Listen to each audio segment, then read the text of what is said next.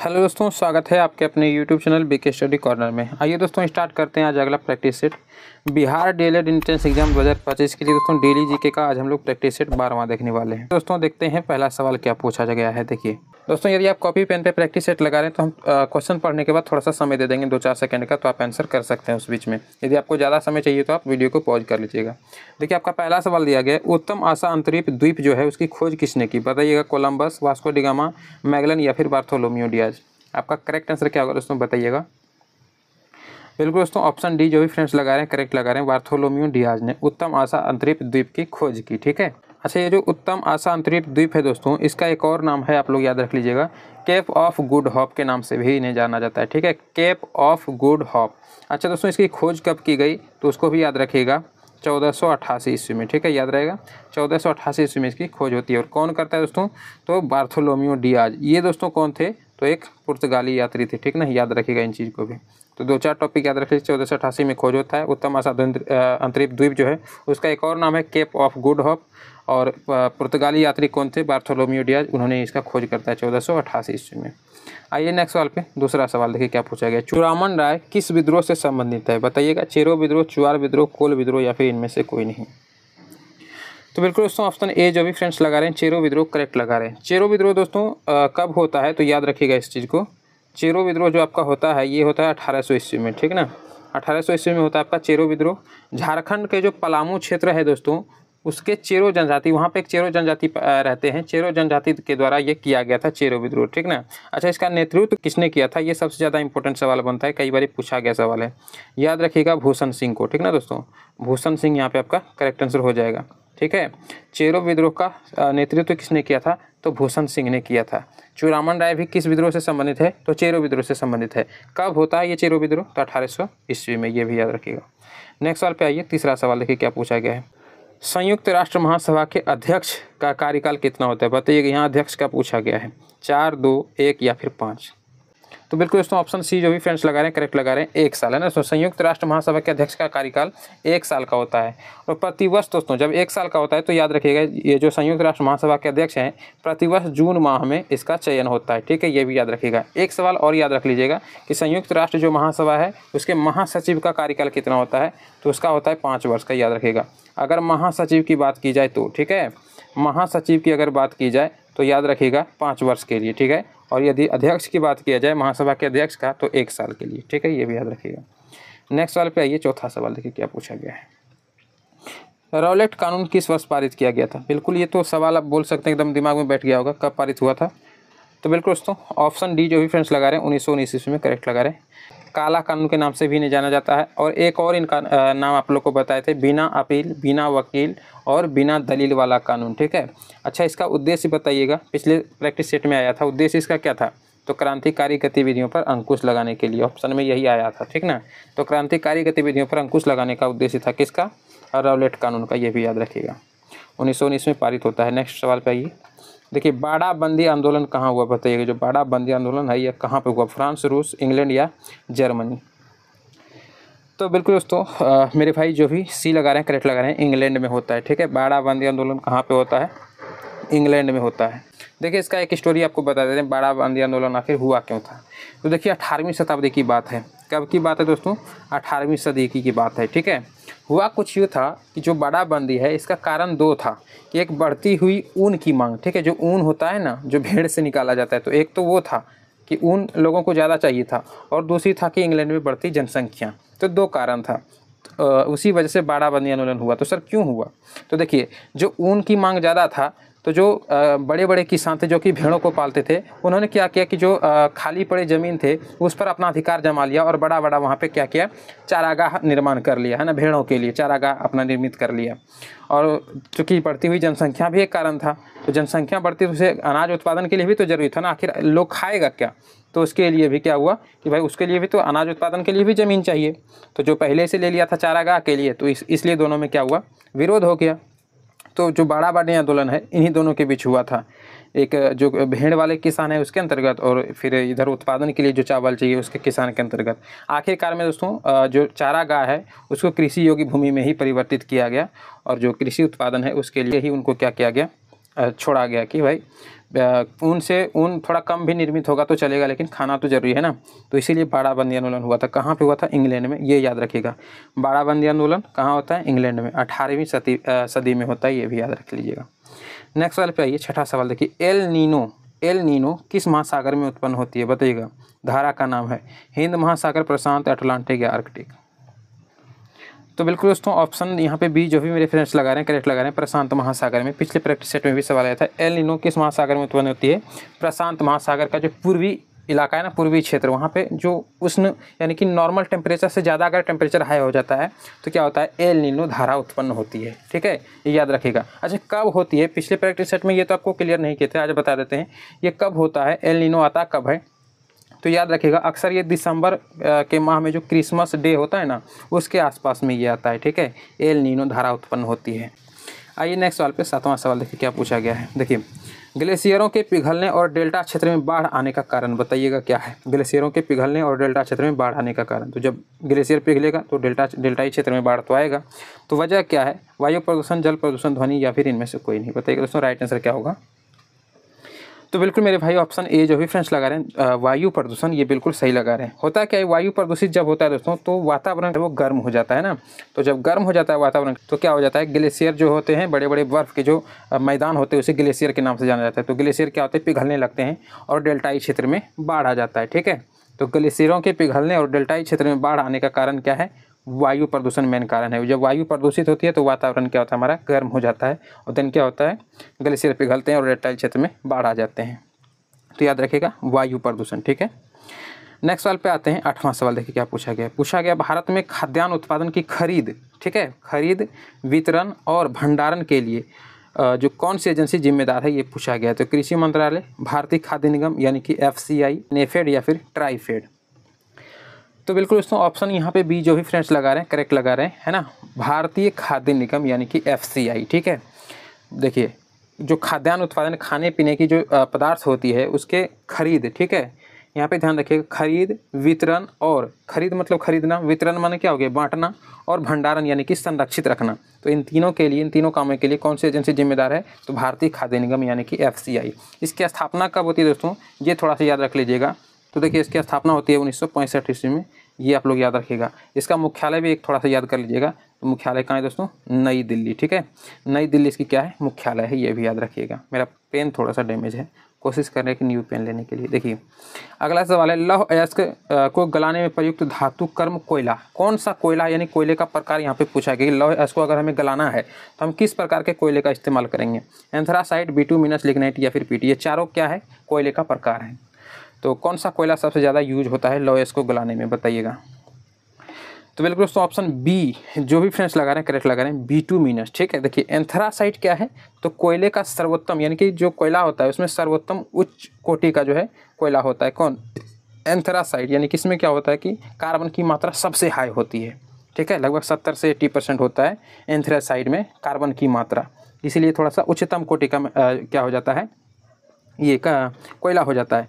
लेकिन जब लौह अयस्क को गलाना है और सबसे उच्च कोटि के कोयले का इस्तेमाल करेंगे तो थोड़ा खर्च ज़्यादा आ जाता है, इसलिए दोस्तों बिटुमिनस जो प्रकार होता है इस कोयले का इस्तेमाल किया जाता है। इसमें कार्बन की मात्रा एंथ्रासाइट से कुछ कम होता है। ठीक है, तो लौह अयस्क गल भी जाते हैं आसानी से बिटुमिनस से, इसीलिए हम किसका इस्तेमाल करते हैं, बिटुमिनस की भी याद रखिएगा। नेक्स्ट सवाल पे आते हैं, देखिए क्या मस्त सवाल है। चिपको आंदोलन के प्रणेता पूछे गए कौन है?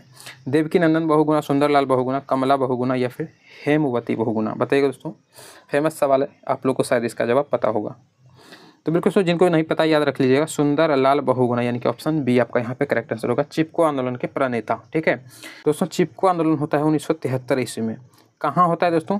तो जो उत्तराखंड है ना, उत्तराखंड के चमोली जिला, ठीक है याद रखिएगा, चमोली जिला, उत्तराखंड के चमोली जिला में होता है। कब होता है? 1973 ईस्वी में ये चिपको आंदोलन होता है। ठीक है, तो इसमें जो है इसके प्रणेता कौन थे? सुंदरलाल बहुगुणा, याद रहेगा। सुंदरलाल बहुगुणा को 2009 में क्या हुआ, इन्हें पद्म विभूषण भी मिल चुका है। ठीक है, नेक्स्ट सवाल पे आते हैं, 11 नंबर का सवाल देखिए क्या पूछा गया है। मुंबई हाई क्यों प्रसिद्ध है, बताइएगा। काफ़ी फेमस सवाल है ये भी। खनिज तेल हेतु या फिर तेल शोधक कारखाना, कोयले के नियति हेतु या फिर परमाणु शक्ति हेतु। तो बिल्कुल दोस्तों जो भी यहाँ पे मेरे फ्रेंड्स ए लगा रहे हैं ऑप्शन करेक्ट लगा रहे हैं, खनिज तेल हेतु। ठीक है ना, मुंबई हाई क्यों प्रसिद्ध है? तो खनिज तेल हेतु, याद रखिएगा। अच्छा, ये स्थित कहाँ है दोस्तों? तो ये खंभात की खाड़ी में स्थित है, ठीक है। ये कुछ इसे आपका क्या होता है, ये आपका गुजरात हो गया और यहाँ से फिर कुछ इस प्रकार से स्टार्ट होता है। तो यहाँ पे आपका क्या पड़ता है? खंभात की खाड़ी, है ना, खंभात की खाड़ी पड़ती है और यहीं पे स्थित क्या है? मुंबई हाई, ठीक है, याद रहेगा। खनिज तेल हेतु के लिए ये प्रसिद्ध है। नेक्स्ट सवाल पे आते हैं और ये है आपका 12 नंबर का सवाल। देखिए पूछा गया संसार की सबसे ऊंची सड़क कहाँ है? पिछले प्रैक्टिस सेट का सवाल है, आज थोड़ा इसको डिटेल में जानेंगे। संसार की सबसे ऊंची सड़क बताइएगा। मनाली से लेह तक, लद्दाख उमलिंगला दर्रा, या फिर शिमला से लेह तक, या फिर कश्मीर से लद्दाख तक। तो बिल्कुल दोस्तों यहाँ पे मेरे भाई जो भी बी लगा रहे हैं करेक्ट लगा रहे हैं। लद्दाख में स्थित है, उमलिंगला दर्रा पे स्थित है, ठीक है, याद रहेगा। क्या चीज़? संसार की सबसे ऊंची सड़क। देखिए इसकी ऊंचाई पूछी जाती है दोस्तों, तो ऊंचाई जरूर याद रखिएगा। इसकी ऊंचाई जो है तो समुद्र तल से ऊंचाई जब भी मापी जाती है, ठीक है, तो समुद्र तल से इसकी ऊंचाई कितनी है? याद रखिएगा 19,300, ठीक है, 19,300 फुट इसकी ऊंचाई है। निर्माण दोस्तों कब होता है? तो 2017 में। अगर निर्माण की बात पूछ लिया जाए तो याद रखिएगा 2017 में इसका निर्माण होता है। संसार की सबसे ऊंची सड़क। देखिए अगला सवाल, कोयला किस प्रकार का संसाधन है बताइएगा? नवीकरणीय, अनवीकरणीय, जैव या अजैव। तो बिल्कुल इसका ऑप्शन यहाँ पे बी जो भी हम रेफरेंस लगा रहे हैं, अनवीकरणीय स्रोत है कोयला, ठीक है। कोयला किस प्रकार का संसाधन है? अनवीकरणीय। वापस हमें निर्माण करने में काफ़ी टाइम लग जाता है। नवीकरणीय स्रोत के उदाहरण क्या बता सकते हैं? सौर ऊर्जा हो गया, जल हो गया, वायु हो गया, ये सभी क्या है? नवीकरणीय स्रोत है। और कोयला क्या है? ये अनवीकरणीय स्रोत है, ठीक है, सीमित संसाधन है ये। देखिए अगला सवाल आपका 14 नंबर का पूछा गया है। समवर्ती सूची का प्रावधान किस देश से लिया गया? जो हमारे संविधान में समवर्ती सूची जो है, इसका प्रावधान किस देश से लिया गया था बताइएगा? अफ्रीका, ऑस्ट्रेलिया, पेरू या कनाडा। तो बिल्कुल दोस्तों ऑप्शन यहाँ पे बी जो भी हम रेफरेंस लगा रहे हैं करेक्ट लगा रहे हैं, ऑस्ट्रेलिया से लिया गया समवर्ती सूची का प्रावधान, ठीक है। देखिए समवर्ती सूची जो है दोस्तों, इस विषय पर केंद्र भी कानून बना सकता है, ठीक है, केंद्र भी इस पर कानून बना सकता है और राज्य सरकार भी इस पर कानून बना सकता है। लेकिन सबसे ज़्यादा मान्य किसका होता है? केंद्र सरकार का सबसे ज़्यादा मान्य होता है। तो किस देश से समवर्ती सूची लिया गया है? ऑस्ट्रेलिया से लिया गया था, ये भी याद रखिएगा। अगले सवाल पे आते हैं और देखिए अगला सवाल है आपका 15। देखिए भारतीय संविधान में कितने अनुच्छेद हैं बताइएगा? इजी सवाल है, लगभग सबको पता ही होना चाहिए। जिसे भी थोड़ा सा भी पॉलिटी का ज्ञान है उसे तो ये जरूर पता होना चाहिए। 390, 395, 450 या 495।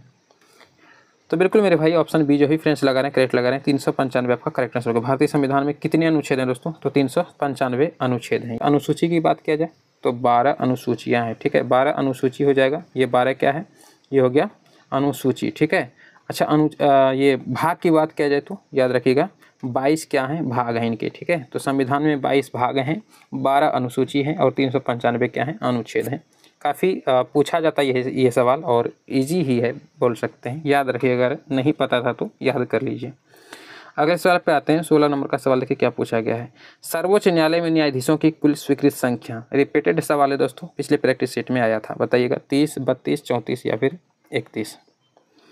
तो बिल्कुल दोस्तों ऑप्शन यहाँ पे सी जो भी मेरे फ्रेंड्स लगा रहे हैं सही लगा रहे हैं, 16 का राइट आंसर सी होगा। देखिए सर्वोच्च न्यायालय में न्यायाधीशों की कुल संख्या कितनी है? 34 है। एक क्या है दोस्तों इसमें? एक होता है मुख्य न्यायाधीश, ठीक है, एक होता है मुख्य न्यायाधीश और 33 दोस्तों क्या होते हैं? ये होते हैं अन्य न्यायाधीश, ठीक है। तो 33 हो गए अन्य न्यायाधीश, एक हो गया मुख्य न्यायाधीश और दोनों को अगर हम मिला दें तो क्या हो गया? टोटल 34 जो है न्यायाधीशों की कुल संख्या। अगर न्यायाधीश की संख्या पूछा जाए कुल न्यायाधीश तो कितना हो गया? 34 से 34 34 बोलिएगा, ठीक है। अगर बोला जाए मुख्य न्यायाधीश तो एक होते हैं, है ना, और अन्य न्यायाधीश बोला जाए तो कितना हो जाएगा? 33 हो जाएगा। देखिए अगला सवाल आपका 17 नंबर में पूछा गया है।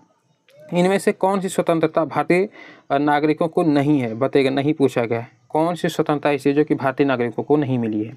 सरकार की आलोचना करना, ये तो मेरे ख्याल से है ही, है ना। तो देखिए सरकार की आलोचना करना, सशस्त्र विद्रोह में भाग लेने की स्वतंत्रता, सरकार बदलने के लिए आंदोलन शुरू करने की स्वतंत्रता, संविधान के केंद्रीय मूल्यों का विरोध। तो बिल्कुल मेरे भाई जो भी 17 का बी लगा रहे हैं करेक्ट लगा रहे हैं, सशस्त्र विद्रोह में भाग लेने की स्वतंत्रता यह हमारे संविधान में नहीं दिया गया है आम नागरिकों को, है ना, भारतीय नागरिकों को। बाकी सरकार की आलोचना वगैरह करना ये सब तो हमें प्राप्त है। नेक्स्ट सवाल पे आते हैं। अगला सवाल देखिए 18 नंबर में क्या पूछा गया। देखिए सवाल है आपका, निर्वाचन में राजनीतिक दलों के लिए आचार संहिता का निर्माण और उसकी घोषणा कौन करता है बताइएगा? आचार संहिता का कब होता है? यानी कि जो चुनाव आता है उस समय होता है क्या आचार संहिता लागू होती है। तो इनका घोषणा कौन करता है, निर्माण कौन करता है, ये पूछा गया। संसद, मंत्रिमंडल, निर्वाचन आयोग या राष्ट्रपति। बिल्कुल ये सवाल है दोस्तों, थोड़ा बहुत आपको नॉलेज हो तो बिल्कुल राइट आंसर लगा सकते हैं आप। बिल्कुल मेरे भाई, सी जो भी फ्रेंड्स लगा रहे हैं सही लगा रहे हैं। निर्वाचन आयोग आपका यहाँ पे करेक्ट आंसर होगा, है ना। निर्वाचन से यहाँ देखिए सवाल में ही आ गया निर्वाचन, है ना, तो निर्वाचन आयोग ही होंगे। निर्वाचन में राजनीतिक दलों के लिए आचार संहिता लागू करना या फिर उसकी घोषणा करना, है ना, निर्माण करना, घोषणा करना, ये सब काम किसका होता है? निर्वाचन आयोग का होता है। देखिए फिर राज्यसभा, लोकसभा, विधानसभा, राष्ट्रपति हो गया, उपराष्ट्रपति हो गया, इन सब का जो चुनाव कराता है उसका भी संचालन निर्वाचन आयोग करता है। और जो फिर वोटिंग होता है, गिनती होता है, वोटों की गिनती होती है, वो अभी कौन करता है? निर्वाचन आयोग करता है। वोटर लिस्ट जो जारी करता है ना, वो भी इसी को अधिकार होता है, निर्वाचन आयोग को ही ये अधिकार प्राप्त है, ठीक है। तो यानी कि वोट लेने देने, आचार संहिता लागू करने, वोटों की गणना करने, है ना, वोटर लिस्ट जारी करने, ये सब अधिकार किसके पास? निर्वाचन आयोग के पास, याद रखिएगा। नेक्स्ट सवाल पे आता हूँ। 19 नंबर का सवाल देखिए क्या पूछा गया है। किस आधार पर लोकतंत्र को सर्वोत्तम शासन कहते हैं? बताइएगा। निर्णय में देर, राष्ट्रीय भावना का अभाव, राजनीतिक चेतना का अभाव, या फिर जनमत पर आधारित। तो थोड़ा सा दिमाग लगे दोस्तों, राइट आंसर यूँ आपको दिख रहा है ना, डी जो भी फ्रेंड्स लगा रहे हैं सही लगा रहे हैं, जनमत पर आधारित। देखिए निर्णय में देर, तो देर हो गया यहाँ पे, देखिए निगेटिव बात आ रहा है, तो लोकतंत्र में सर्वोत्तम शासन कैसे इसको मान सकते हैं? तो निर्णय में देर हो रहा है। राष्ट्रीय भावना का अभाव, राष्ट्रीय भावना में अभाव हो रहा है, ये भी थोड़ा निगेटिव है। राजनीतिक चेतना का अभाव, ये भी अभाव की बात किया जा रहा है, यानी कि सभी क्या है? नेगेटिव बात है। जबकि बोला गया कि किस आधार पर लोकतंत्र को सर्वोत्तम शासन मान सकते हैं, तो जनमत पर आधारित। और होता भी है लोकतंत्र, मतलब कि वह जनमत पर आधारित, यानी कि लोग वोट देते हैं, सरकारें चुनी जाती है, हमारे यानी कि जो आम पब्लिक होती है उसी के द्वारा सरकारें चुनी जाती है। अगर आम पब्लिक के विरोध में कोई भी वो नेता जाते हैं तो क्या होते हैं? उन्हें हार का सामना करना पड़ जाता है ना। तो लोकतंत्र को हम सर्वोत्तम शासन के रूप में तभी मान सकते हैं जब वह जनमत पर आधारित हो, है ना। किस आधार पर उन्हें मजबूत कह सकते हैं? जनमत पर आधारित। नेक्स्ट सवाल पे आते हैं और लास्ट सवाल देखिए 20 नंबर का क्या पूछा गया है। लोकतंत्र के विकास के तीसरे चरण में किस विचार को मान्यता मिली? बताइएगा। नागरिक अधिकार, वयस्क मताधिकार, उत्तरदायित्व या राजनीतिक समानता के साथ आर्थिक समानता। तो बिल्कुल मेरे भाई ऑप्शन डी जो भी फ्रेंड्स लगा रहे हैं करेक्ट लगा रहे हैं। राजनीतिक समता के साथ आर्थिक समानता भी मिली हुई है, ठीक है। तो याद रखिएगा लोकतंत्र के विकास के तीसरे चरण में दोस्तों राजनीतिक समता के साथ आर्थिक समानता का विचार को भी, दोनों को क्या हुआ है? मान्यता मिली हुई है। तो ये दोनों याद रखिएगा, ठीक है। ठीक है दोस्तों, तो आज का प्रैक्टिस सेट यहीं पे एंड करते हैं। पिछला प्रैक्टिस सेट यदि आप नहीं देखे तो डिस्क्रिप्शन में प्लेलिस्ट का लिंक मिलेगा, देख लीजिएगा। टेलीग्राम चैनल को ज्वाइन नहीं किया तो उसका भी लिंक दे दिए हैं डिस्क्रिप्शन में, ज्वाइन कर लीजिएगा। फ्री में PDF वगैरह वहाँ पे आपको मिल जाती है। तो ठीक है, मिलते हैं कल के प्रैक्टिस सेट में, तब तक के लिए जय हिंद।